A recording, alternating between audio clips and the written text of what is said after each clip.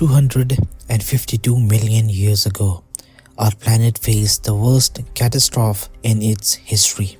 Volcanoes erupted endlessly, the air turned toxic, the oceans boiled, and almost all life on Earth was wiped out.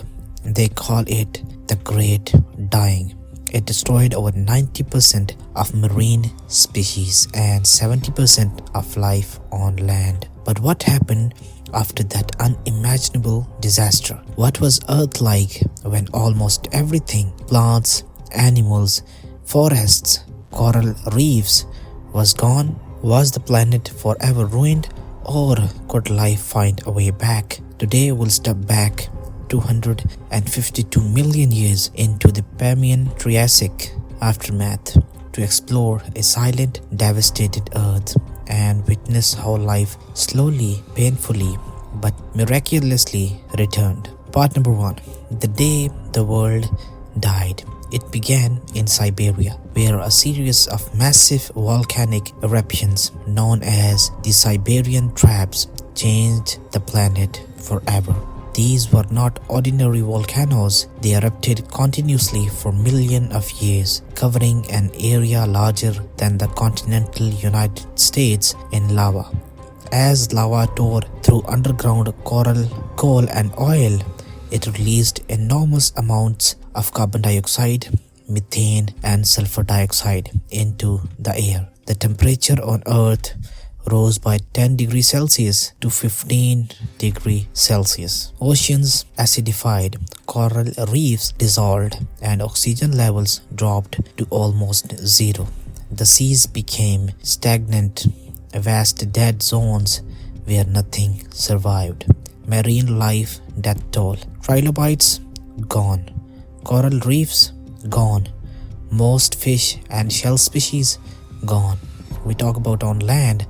Forests turned into ash, rivers dried up, reptiles and amphibians suffocated in heat and gas. The Great Dying was not one event, it was a slow, suffocating death that lasted nearly a million years. When it was over, Earth became a ghost planet. Part number 2. The Age of Silence. After the extinction, Earth entered its darkest era, an empty world. Imagine standing on a barren plain with no birds, no insects, no plants, just silence. Scientists call this time the biotic gap.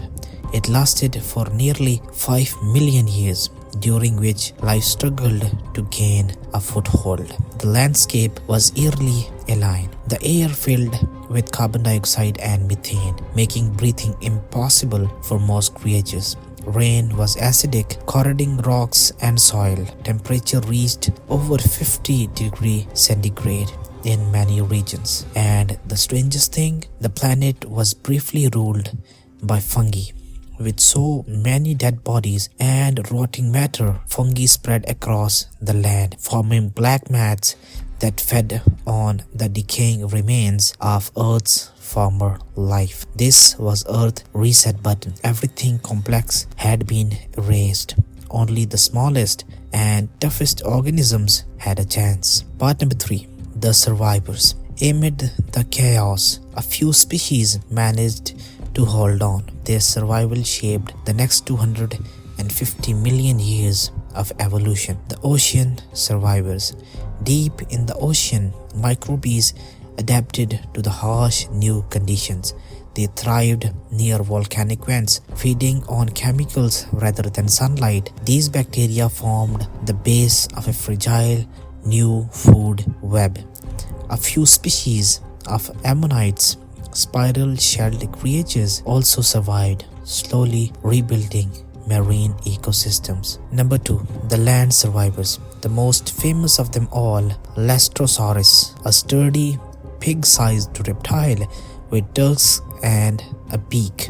It survived by digging burrows underground to escape the heat and toxic air. Fossils show that after the extinction, Lystrosaurus made up almost 90% of all land vertebrates. These survivors were nature's first comeback heroes, the ancestors of future reptile, amphibians, and eventually dinosaurs. Part 4. Earth's toxic rebirth. Even though life was trying to recover, the planet remained unstable. The Siberian volcanoes had permanently changed the atmosphere. Carbon levels were off the charts. The ozone layer had thinned dramatically. Ultraviolet radiation scorched the surface. Ocean bacteria began releasing hydrogen sulfide gas, creating a deadly rotten egg smell that filled the air.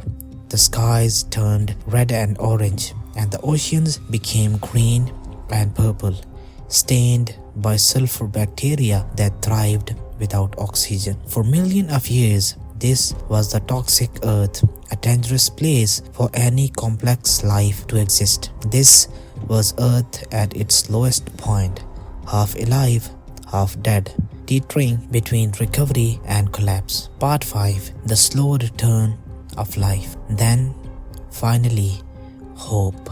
Around 247 million years ago, the atmosphere began to stabilize. Volcanic activity slowed. Rain cleared the air. The temperature dropped back to livable levels. Tiny plants began to reappear.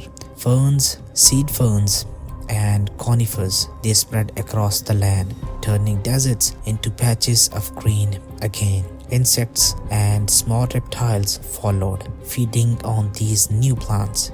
Amphibians and early crocodile-like creatures evolved in swamps and rivers. And then, for the first time in over 10 billion years, coral reefs returned to the ocean. From this rebirth came the rise of a new era, the Triassic period, the dawn of the dinosaur. Early dinosaurs like Coelophysis began to roam the land. Earth had gone for ashes to a living, breathing planet once again. Number 6. Lesson from the Great Dying. The Great Dying teaches us a lesson that still matters today. It shows how delicate life is and how easily it can be destroyed when Earth's balance is broken. The Permian extinction was caused by runaway climate change, triggered by massive carbon emissions and global warming. Today, we are seeing something eerily similar. Rising CO2 levels, ocean acidification, melting ice caps, species dying out faster than ever before. The difference is, this time, it's not volcanoes, it's us. But there is a hope too. Earth has an incredible power to heal.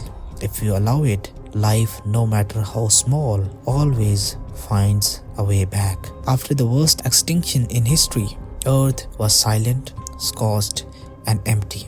But even in its darkest hours, the planet refused to die. From the ashes of destruction, life reinvented itself. From fungi to ferns, from Lystrosaurus to dinosaurs, and eventually to us. The Great Dying was not the end, it was a new beginning. So, next time you look at a forest, a coral reef, or even a simple leaf, remember, it all exists because Earth survived the worst event imaginable. Comment below, would you have survived the Great Dying? If you enjoyed this journey through time, hit like, subscribe, and turn on notifications, because the next story will take us to another ancient mystery, the day the dinosaurs died.